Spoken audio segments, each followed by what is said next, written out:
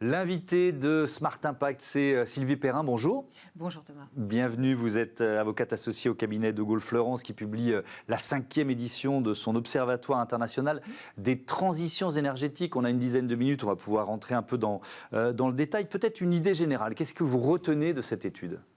Alors, ce qui est très intéressant, c'est toujours de pouvoir comparer le modèle français et international, européen et international, parce que on a des objectifs en termes de climat qui sont mondiaux, et c'est important d'avoir une mesure pour comparer, et également une mesure de diversité.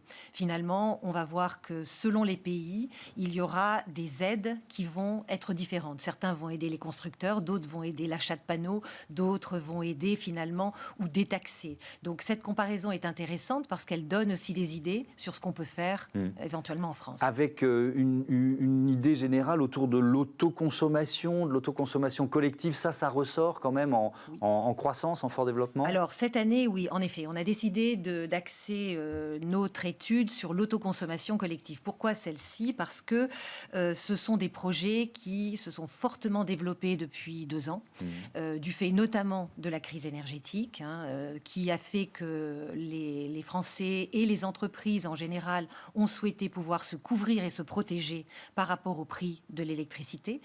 Et puis aussi parce que le PV est finalement une technologie qui est la moins chère. On attend en 2060 qu'il y a environ 60% de projets solaires. Alors peut-être un petit mot de définition, parce que pour expliquer ce que veut dire l'autoconsommation, d'autant plus que dans notre cadre, c'est toujours plus compliqué. Au lieu de simplifier, on a l'autoconsommation individuelle et collective. Alors individuelle, c'est l'autoconsommation par laquelle une personne ou une entreprise va faire installer sur sa toiture ou chez lui un système généralement PV, mais pas nécessairement que PV, donc photovoltaïque, voilà, pour pouvoir autoconsommer l'électricité. Le collectif, c'est quand vous avez plusieurs autoconsommateurs. Et là, c'est un autre sujet, c'est plus complexe à mettre en place. Ça veut dire que ça peut être tout un quartier qui va être connecté avec une sorte de ferme solaire, par exemple, tout à fait. Ou des panneaux disséminés dans le dit quartier. Oui, un des grands projets connus de Sérénissonne dans le sud va être, par exemple, la toiture d'une mairie, des toitures d'individuels, une cour d'école. Certains autoconsomment, certains sont producteurs autoconsommateurs, d'autres seulement consommateurs. Donc c'est une petite communauté locale qui se met en place avec des clés de répartition de l'énergie. Vous parliez de la complexité administrative qui peut peut-être toujours, être on est en France. Voilà, c'est ce que j'allais vous demander. Si on se compare, vous dites l'objet de cette étude, c'est de comparer la France, peut-être d'autres pays d'Europe et pourquoi pas, tiens, les États-Unis. On est fidèle à notre légende ? Oui, je dirais qu'on est assez fidèle à notre légende. La façon de mettre en place une réglementation en France, c'est d'abord d'anticiper que tout le monde va être des voyous dans le domaine pour profiter d'un marché. Donc, on commence par mettre des blocages et des freins pour contrôler, au lieu de laisser faire et de contrôler a posteriori. Ça, c'est systématique dans la culture du pays. Après, c'est pour ça aussi qu'on n'est pas des précurseurs. L'Espagne est précurseur, l'Allemagne est précurseur. Voilà, donc on a des pays qui ont été bien plus en avant, non seulement pour démarrer l'autoconsommation, et même en anticipation des textes européens de 2018, mais ensuite pour les implémenter. Alors justement, on peut voir un chiffre qui concerne nos voisins allemands sur la croissance du solaire en Allemagne l'an dernier, en 2023, plus 85% de croissance du solaire en Allemagne l'an dernier. On ne va pas s'abreuver de chiffres, mais c'est vraiment un pays, c'est le pays qui est le plus en croissance en Europe. La France est très très loin. On se situe comment ?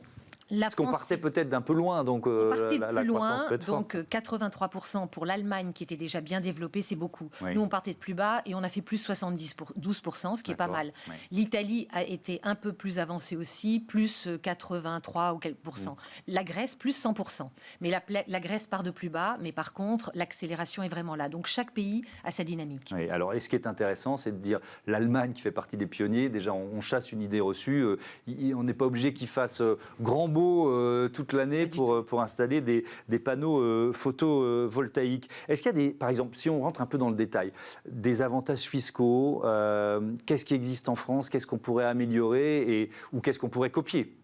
Alors, ce qui est très bien en France et qui existe depuis qu'il y a eu l'ouverture du marché à la concurrence, c'est ce qu'a mis en place le ministère de l'écologie à l'époque, c'était des appels d'offres. Oui. Et des appels d'offres pour essayer de gérer les flux entrants du solaire. Bon, il y a eu quelques ratés, mais en général, ce sont des systèmes qui aujourd'hui sont quand même bien construits en termes de la garantie apportée par l'État et puis du retour sur investissement, parce que l'État a quand même, de ces dernières années, beaucoup gagné d'argent grâce au photovoltaïque. Donc ça a été très important. Ouais. Donc ça, ce sont des méthodes, ces tarifs un peu réglementés qui sont intéressants et ça permet la transition de se faire et d'aller vers le marché petit à petit quand on arrive finalement à ce qu'on appelle la parité réseau. C'est-à-dire que le solaire devient vraiment une ressource qui peut marcher toute seule sans être soutenue. Ouais. Voilà. Est-ce qu'il y a toujours des difficultés de financement pour des projets? Alors on ne parle pas de projets d'autoconsommation personnelle, mais de projets d'autoconsommation collective un peu ambitieux. Il y en a, et peut-être pour rebondir sur votre précédente question, parce qu'il y a un lien dans l'autoconsommation collective, pour respecter la directive,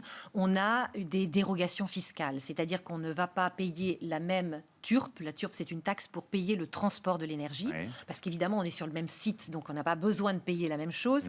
Et également, ce qu'on appelle le droit d'accise, qui était l'ancienne CSPE, dont on est exonéré en autoconsommation individuelle, ce qui n'est pas le cas dans l'autoconsommation collective. Alors donc, que c'est la même chose, l'électricité, on la produit, on la consomme localement. Et même si des projets sont des projets petits, de moins de 3 mégawatts, c'est le cas. Donc, ça, évidemment, ça pose des questions en termes de financement. Aujourd'hui, on finance assez bien les projets d'autoconsommation individuelle. Alors, ils sont petits, les banques ne vont pas les financer un par un, mais les producteurs qui les constituent vont créer des portefeuilles. Et quand ils ont un portefeuille suffisant, eh bien, ils vont les financer avec une dette sans recours. La dette sans recours, c'est-à-dire on met ça dans un véhicule, on le finance et on regarde quelle va être la trésorerie de ce projet pour rembourser la banque, pour ne pas avoir un accès au capital des développeurs qui n'ont pas généralement les moyens pour payer des projets assez lourds. Donc ça se fait assez bien dans des portefeuilles. L'autoconsommation collective, ça c'est un autre sujet, parce qu'on a eu un texte qui est paru récemment et qui va mettre quand même un frein à ce type de projet, ou en tout cas les empêcher, c'est de considérer finalement quand vous êtes producteur et que vous allez vendre dans le cadre d'une petite collectivité d'autoconsommation collective, comme si vous étiez des fournisseurs d'énergie. Vous êtes un EDF, un Engie. Donc vous devez aller chercher une licence, et pas une licence simplifiée, une licence complète. Donc là, on trouve dans la profession, on marche sur la tête, parce que si on veut favoriser finalement ces communautés d'énergie, il faut quand même permettre que les échanges et les flux d'électricité se simplifient pour les financer.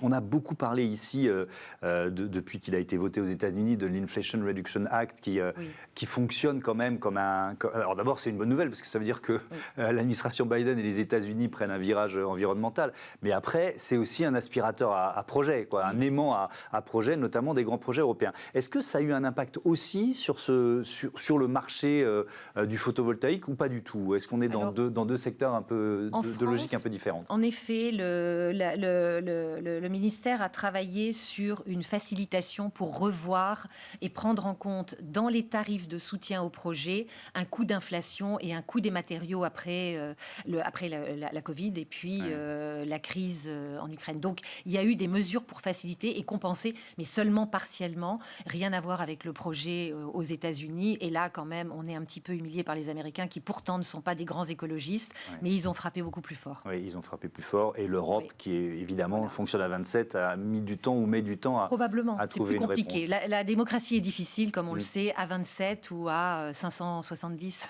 également. Évidemment. Un mot de la réforme de l'ANREL, l'accès régulé à l'électricité nucléaire historique.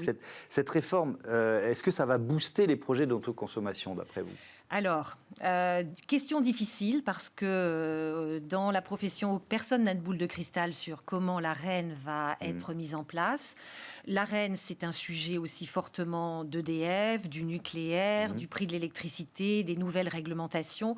Aujourd'hui, c'est compliqué parce qu'on ne sait pas quel sera le montant et s'il y aura un remplacement de l'Arenh et comment. Mais malgré tout et malgré cela, je pense que l'autoconsommation, c'est une révolution qui est en cours. Notamment dans les entreprises.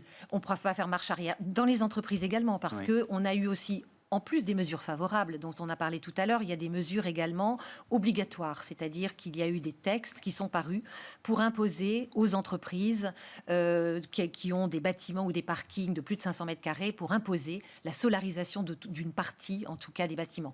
Et donc, ça, c'est un vrai travail, parce que les entreprises ne sont pas des énergéticiens et elles ont des impacts avec des mesures contraignantes dans le temps, des pénalités potentielles. Donc, il faut solariser ou végétaliser, mais surtout solariser. Merci beaucoup Sylvie Perrin, et à bientôt sur Bismart. On passe à notre débat, on parle d'économie circulaire dans le secteur du textile.